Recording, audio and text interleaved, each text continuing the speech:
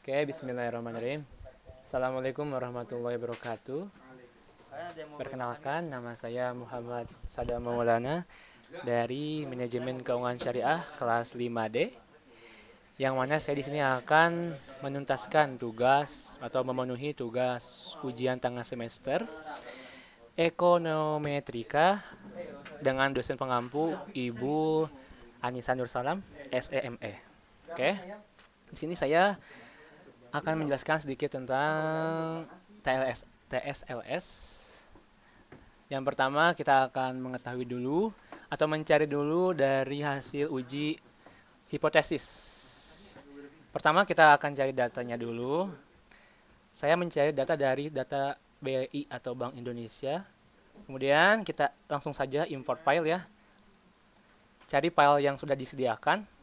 Di sini saya namakan yang mana ya? Oh, dari download. Nah, ini dia data tabel. Oke. Di sini saya mengambil tentang Y1-nya rupiah, Y2-nya rupiah dan falas atau valuta mata asing. X1-nya simpanan berjangka dan X2-nya yaitu tabungan lainnya. Oke, finish. Valuta asing. Oke. sorry. Nah, sudah ketemu nih. Ada X1, X2, Y1, dan Y2. Di sini kita menggunakan 4 variabel, yaitu variabel X-nya 2 dan variabel Y-nya juga 2. Oke guys, teman-teman. Selanjutnya kita akan mencari dulu hasil uji hipotesisnya. Kita klik dulu. Kita akan membandingkan dengan variabel dependennya yaitu Y1 saja ya. Independennya X1 dan X2.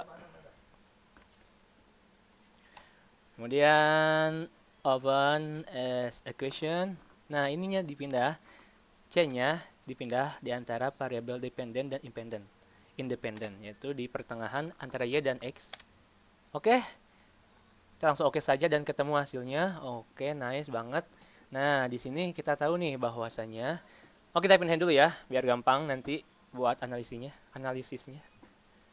Oke, kita copy semuanya. Sip. Oke. Selanjutnya masukkan data di sini.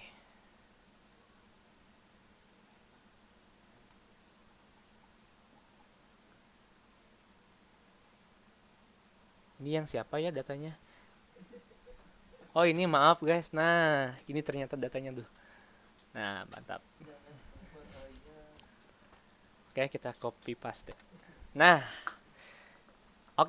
yang pertama kita akan menganalisis regrensi berganda, yang mana itu digunakan untuk mengetahui apakah adanya hubungan atau tidak ada hubungan antara variabel independen dengan variabel dependen atau variabel X dengan variabel Y-nya.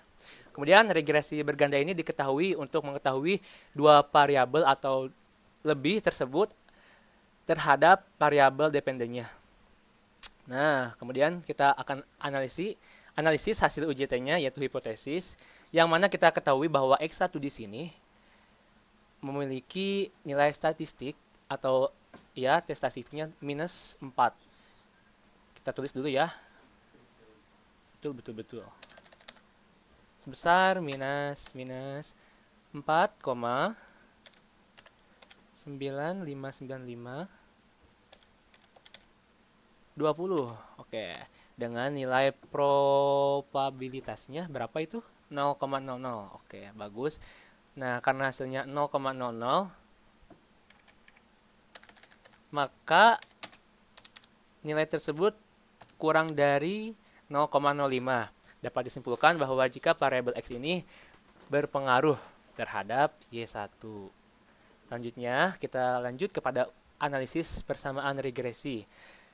Yang mana kita ketahui bahwa kita cek dulu nilai konstanta atau nilai C-nya ada berapa. Nah, koefisiennya juga minus ya guys, minus 1207263.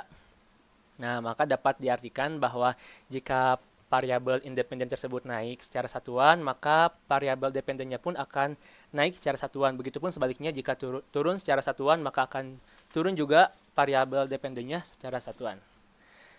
Nah, untuk koefisien regresinya, yang variabel 1 kita lihat di sini berapa nilainya? Koefisien mana ya? Iya, sama 0 juga ya. Maka dari itu, karena kurang dari 0,05 maka diterima. Selanjutnya untuk analisis hasil uji F atau simultan. Nah, kita cari tahu dulu berapa nilai F statistiknya. Di sini nilai F statistiknya 2884 yang hasilnya positif. Oke, maka dari itu nilai F statistik ini berpengaruh positif atau berpengaruh terhadap dependen atau variabel Y1. Kemudian untuk nilai koefisien yang pada regresi variabel X1 juga kita lihat sama berpengaruh positif.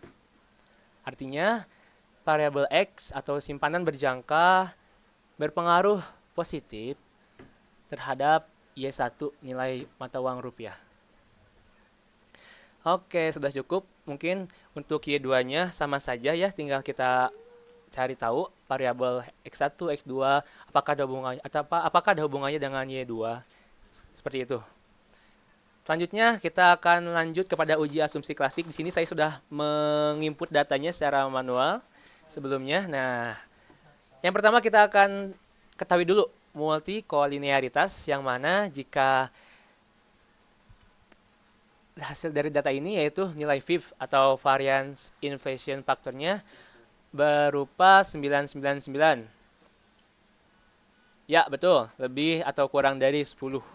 Maka dapat kita simpulkan bahwa uji asumsi multikolinearitas ini lolos atau diterima.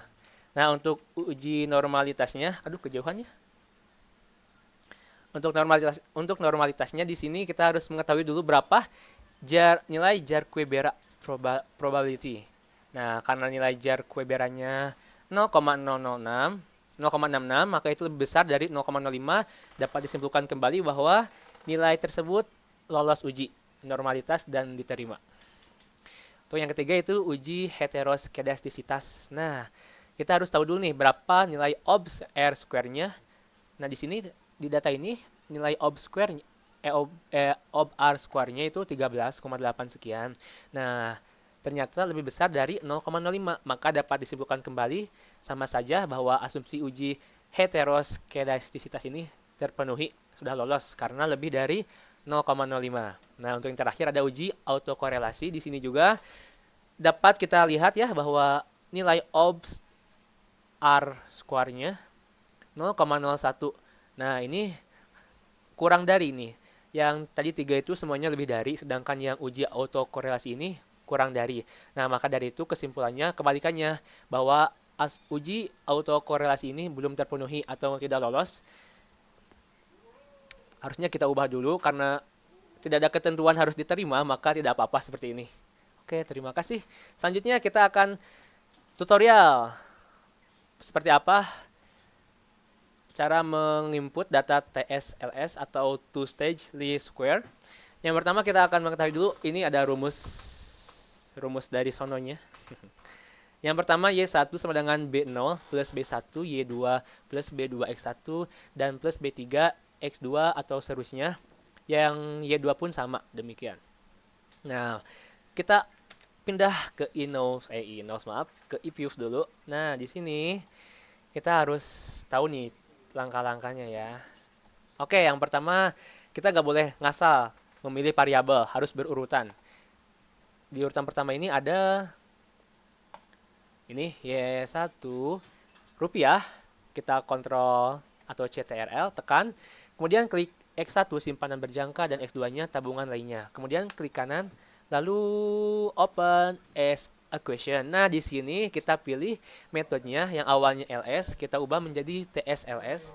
Nah, kemudian kita tulis di instrumen listnya X1 yaitu simpanan berjangka spasi X2 tabungan lainnya. Oke. Nah, sudah ketemu ya. Ini kita sedang mencari persamaan ke 1. Kita copy dulu biar tidak hilang datanya. Kita menjelaskannya di Word saja. Oke, mantap. Nah, kita copy paste. Nah, ini untuk persamaan Y1. Kemudian kita akan mencari untuk persamaan Y2-nya. Halnya sama saja. Cuman kita kita pilih variabel Y2 terlebih dahulu. Y2, kemudian kontrol, lalu klik Y1 dan X2. Sedangkan X1-nya nggak usah ya, teman-teman. Jadi cuma 3 variabel doang. Klik kanan, kemudian open as a question. Nah, ingat di sini kita harus ubah metodenya menjadi TSLS, two stageless squares. Dan kita harus masukkan instrumen listnya, yaitu X1, yang mana X1 itu simpanan berjangka panjang, dan X2-nya tabungan lainnya.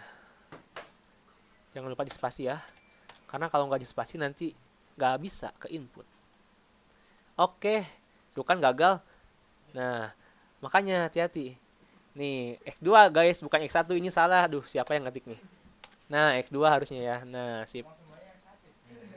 Oke, nice. Nah, ini kita telah mencari atau kita telah menemukan persamaan kedua. Tinggal kita copy, Ctrl C, lalu pindah ke sini persamaan 2. Nah, sudah. Supaya kita tidak bingung membandingkan antara persamaan 1 dan persamaan 2, kita rendengkan atau kita kita dampingkan lagi. Apa guys? Kita persandingkan. Nah, kita persandingkan antara persamaan 1 dengan persamaan 2. Oke. Nah. Di sini ya. Nah, ini persamaan 2.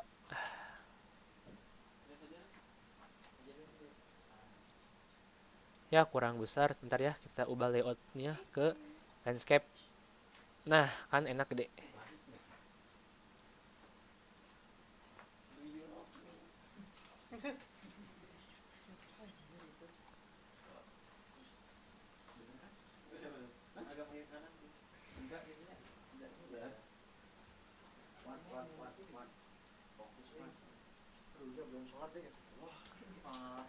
Kita ubah dulu ke bawah ya, biar tidak memakan tempat juga. Sip. Nah, apa ini? Oke, mantap sekali. Sip. Nah, yang sebelah kiri itu adalah oh, kebalik ya. Kita ubah. Nah, yang sebelah kiri ada persamaan Y1, sedangkan yang sebelah kanan ada persamaan Y2. Nah, untuk mengetahui atau untuk menganalisa, kita perlu membandingkan terlebih dahulu. Oke, di sini. Oke, kita harus mengetahui dulu apakah X1 dan X2-nya berpengaruh terhadap Y1, kemudian Y1 dan X2 juga apakah berpengaruh terhadap Y2. Kita lihat dari nilai probability-nya. Nah, karena yang persamaan 1, 0 semua, maka dapat disimpulkan bahwa X1 dan X2-nya itu kurang dari 0,05, maka dapat diterima ya, teman-teman. Sedangkan yang persamaan keduanya juga sama karena nilai Y1-nya yaitu 0,1934 dan X2-nya 0,0246. Nah, setelah diketahui jumlah dari R square-nya yaitu 0,99 dan 0,9698 lebih dari 0,05. Dan ini berpengaruh secara positif antara R square persamaan 1 dengan Y1 dan R square 2 dengan persamaan Y2. Oke. Sebelumnya mungkin akan saya jelaskan terlebih dahulu untuk apa kita mengetahui atau mencari data TSLS ini, yang mana metode ini digunakan dalam regresi ketika terdapat suatu masalah atau suatu error yang namanya yaitu endogenitas, yaitu di mana endogenitas ini situasi yang terdapat satu variabel lebih independen yang berkorelasi dengan error atau residual dalam satu model. Nah, sehingga endogenitas ini menyebabkan estimasi ordinary least square atau yang biasa disingkat dengan OLS yang menjadi bias dan nggak konsisten atau inconsistent. Kemudian, adapun fungsinya yang pertama, mungkin fungsi pertama ya, fungsi yang paling penting dalam TSLS ini yaitu untuk mengatasi masalah endogenitas yang tadi. Yang mana untuk menghilangkan bias akibat endogenitas ketika terjadi variabel independen yang berkorelasi dengan error atau dengan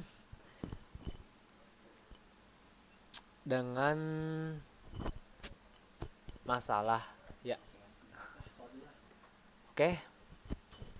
Sehingga kita harus menemukan variabel yang akan dihilangkan dari model tersebut. Mungkin cukup sekian sedikit penjelasan dari saya.